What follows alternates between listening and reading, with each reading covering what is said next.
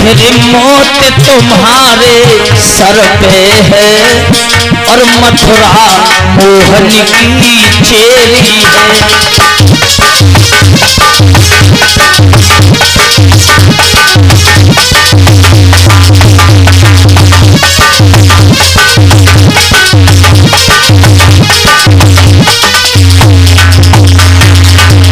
फिर मौत तुम्हारे सर पे है और मथुरा मोहन की चेरी है।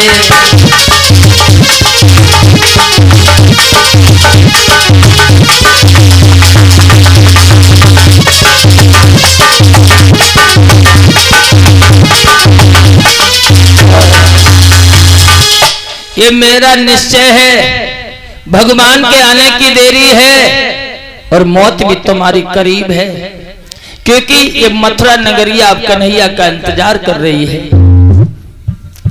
प्रश्न ये आया कि श्याम और बलराम को लेने कौन जाएगा।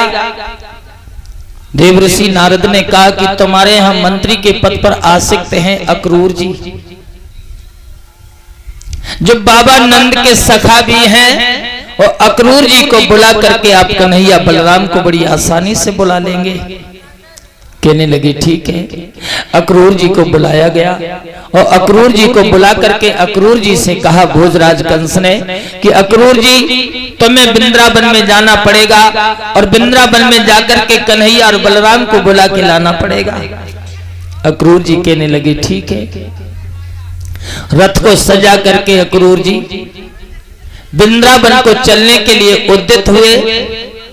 जब जाकर के ये घने से जंगल में पहुंचे तो अक्रूर जी के दिमाग में प्रश्न उठने लगे कि मैं शाम को लेने तो जा रहा हूं और शाम को लेकर के उधर से वापस आऊंगा तो कंस बड़ी बेरहमी से उनकी हत्या कर देगा।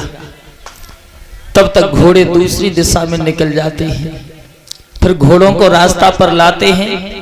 दूसरा प्रश्न दिमाग में आने लगता है कि मेरे आंखों के सामने मेरा शाम मारा जाएगा लेकिन हम लोग कुछ नहीं कर पाएंगे। तब तक घोड़े दूसरी दिशा में चले जाते हैं।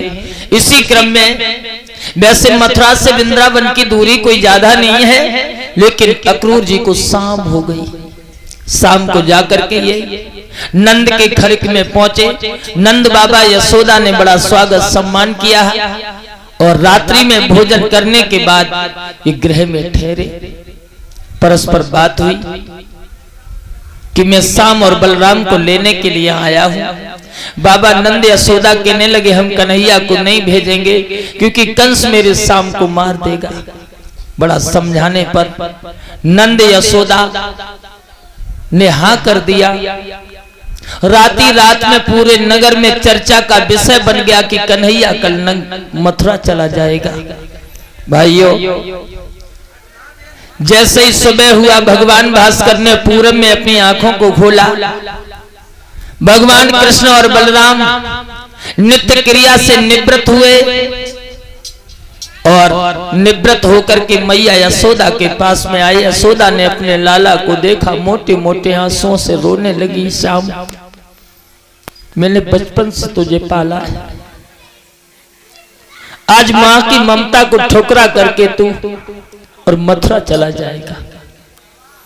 चले जाओ श्याम, लेकिन जाते जाते एक बात याद रखना,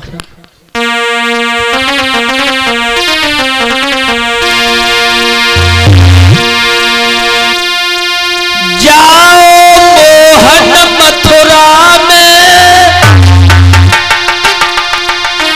और जमैया को भूल मती जइयो।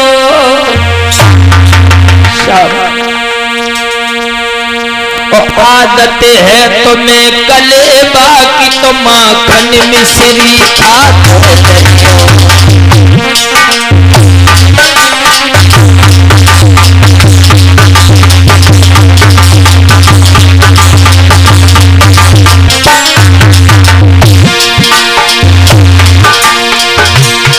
गरीबों की झोपड़ियों में तुझे अच्छा ना लगा श्याम? मथुरा अमीरों का शहर है, वहां जाने के बाद में तू कभी लौट करके नहीं आएगा।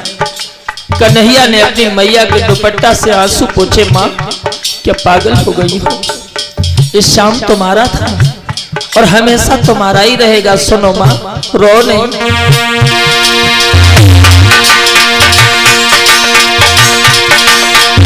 जाओ मोहन मथुरा को, बूढ़ी को भूल मती जइयो। आदत है तुम्हें कलेवा की तो माखन मिश्री खाते जइयो।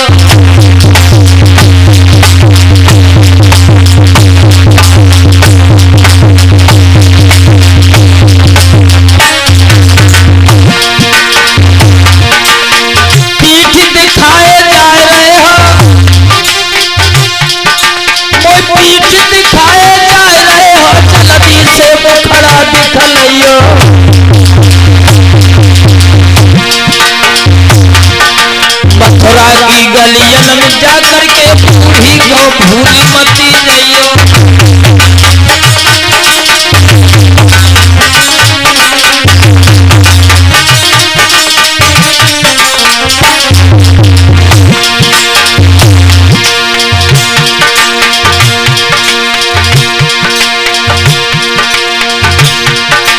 मथुरा की गलियन में जा करके जो मैया को भूल मती जइयो।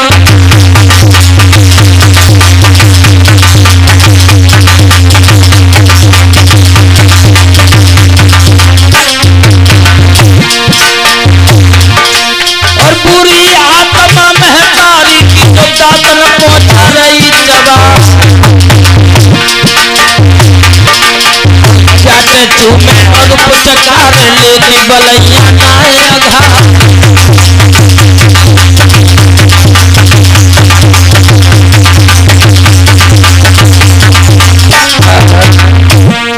चले जाओ शाम, लेकिन लौट करके जल्दी से आना।